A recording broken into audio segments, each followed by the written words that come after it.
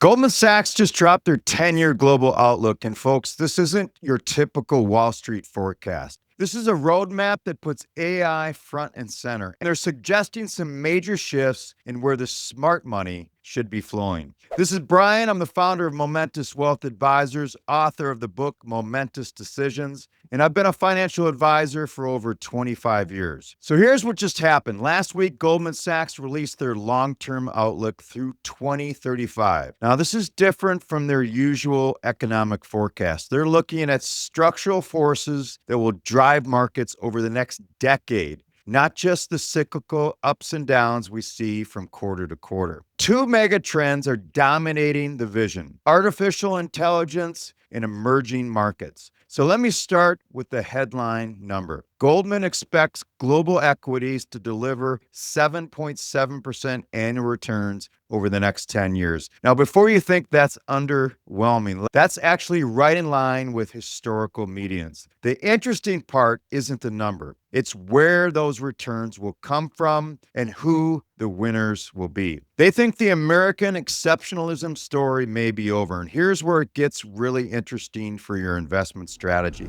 If you've been heavy in U.S. stocks, and let's be honest, most Americans are, you might want to hear this. Goldman is predicting U.S. equities will return just 6.5% annually over the next decade. That's the lowest of all the major regions they're analyzing. And get this, those returns are expected to come entirely from earnings growth and modest dividends. No help from rising valuations. Compare that to emerging markets, which Goldman expects to surge about 10.9% annually.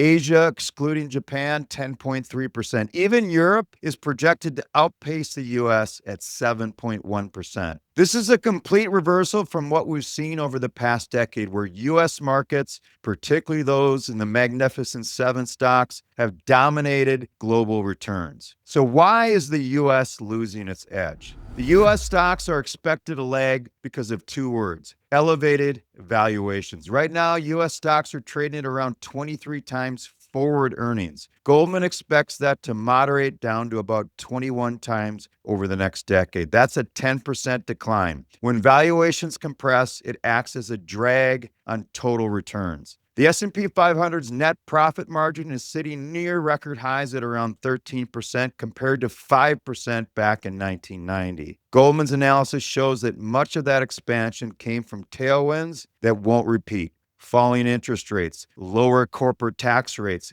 and the integration of global supply chains. Going forward, those margins are likely to flatten rather than expand further. That means U.S. companies will need to work harder for each percentage point of growth. So let's talk about the emerging market opportunity. Let's talk about why Goldman is so bullish on emerging markets, because this is where the opportunity lies. Quick pop quiz. How much are emerging markets up year to date? The closest 5 answers in the comments below will get a complimentary portfolio analysis. So Goldman is calling for particularly strong earnings per share growth in China and India. They're banking on higher nominal GDP growth and structural reforms in those particular markets. Historically, when the U.S. dollar weakens, non-U.S. markets tend to outperform, which we've seen this last year. And that adds another layer of opportunity for global diversified portfolios. Now, I know what some of you might be thinking: Brian, emerging markets are risky. They're volatile. I'm not sure I want exposure there. And you're right to be cautious, but here is the thing. Goldman isn't suggesting you go all in on emerging markets, and neither am I. They're suggesting a tilt towards emerging markets, meaning overweighting them relative to a standard global allocation. This isn't about abandoning the U.S. It's about recognizing that the next decade might look different from the last one. Typically, I recommend anywhere from 5 to 8% in emerging markets. But if you're a younger investor, you may want to have 12 to 15% exposure to emerging markets in your portfolio. Now let's get to artificial intelligence, because this is the game changer woven throughout Goldman's entire thesis. There's been this narrative that AI benefits are going to be concentrated in U.S. tech giants, your Microsofts, NVIDIAs, and OpenAIs of the world. But Goldman is challenging that assumption. They believe AI's long-term benefits will be broad-based rather than confined to the U.S. technology.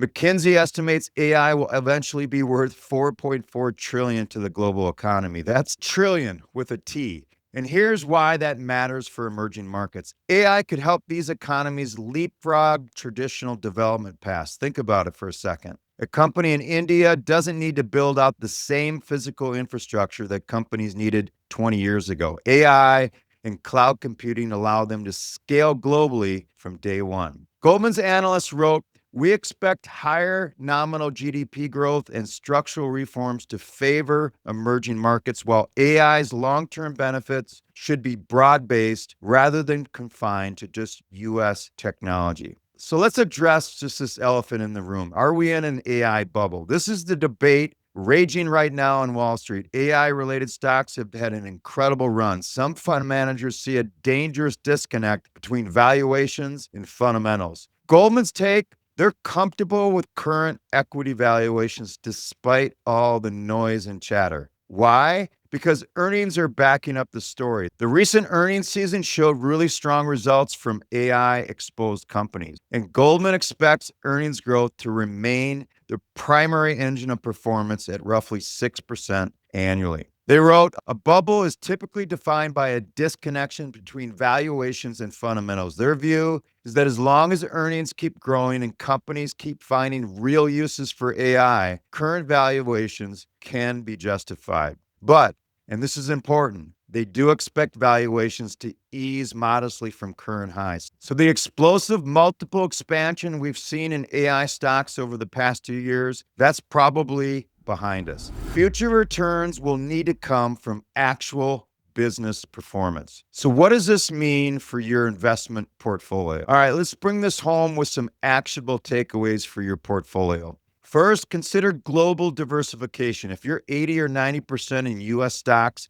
Goldman's outlook suggests that you'll be leaving some money on the table. Look at increasing your allocation to international and emerging market funds. Second, don't fight the AI trend, but don't pay any price for it. AI is real, it's transformative, but that doesn't mean every AI stock is a good investment at current prices. Focus on companies with clear paths to profitability with AI implementation. And third, emerging markets deserve a fresh look. Yes, they're more volatile. Yes, they come with additional risks. But with expected returns nearly 11% annually versus 6.5% for the US, the risk-reward calculation may be shifting. And fourth, think long-term. This is a 10-year outlook, not a trading strategy. There's going to be years when US stocks outperform. There's going to be corrections in emerging markets. The key is staying disciplined with a diversified allocation. And fifth, consider dollar cost averaging into new positions. If you're going to tilt towards emerging markets or international stocks, you don't need to do it all at once. Spread out your purchases to smooth out volatility. Now, look, Goldman Sachs isn't always right. No one is. But when one of the world's most influential investment banks puts out a 10-year roadmap that fundamentally challenges the US-centric portfolio strategy most of us have, it's worth paying attention to. And this episode is mostly focusing on Goldman's outlook, but this outlook is very similar to Vanguard, to Fidelity, to Charles Schwab. The next decade is shaping up to be defined by AI and emerging markets. The question isn't whether these trends will matter, it's whether your portfolio is positioned to benefit from them. American exceptionalism in markets has been the story for the past 15 years, but every regime eventually ends. Smart investors don't wait for the trend to fully reverse before adjusting. They position themselves ahead of the shift. So take a look at your portfolio. Are you overly concentrated in US stocks? Are you missing out on the global AI opportunity? Are emerging markets represented in a meaningful way? These are the wealth decisions that could define your returns over the next decade. So that's it for today's episode. If you found this episode valuable, please subscribe, leave a comment, and share this with someone who needs it. You can find the show notes and additional resources at my website, momentouswealthadvisors.com. And always remember, the best investment decisions are informed wealth decisions. Once again, this is Brian, the Wealth Decisions Guy. Thanks for listening, and we'll see you next week.